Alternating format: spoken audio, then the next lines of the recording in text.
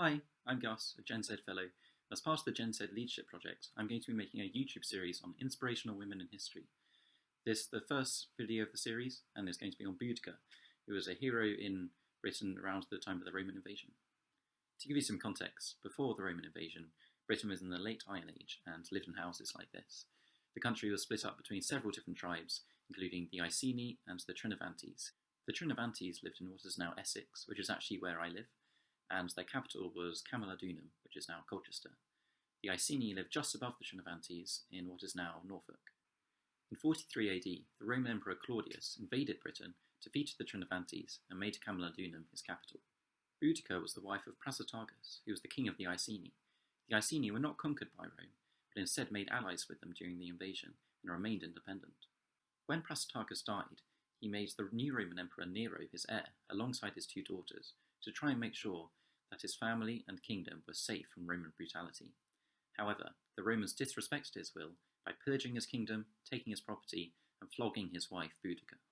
The Iceni conspired with the Trinovantes, who hated Rome just as much, as their people in Camulodunum had been driven out of their houses and farms and enslaved by the Romans when they made it their capital. They elected Boudicca to lead the uprising. The current Roman governor of Britain, Suetonius, was in North Wales, and Boudicca led the Iceni and Trinovantes to attack Camulodunum.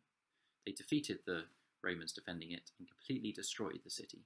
When Suetonius heard of this, he hurried to Londinium, now London, and Boudicca and her army also marched towards Londinium.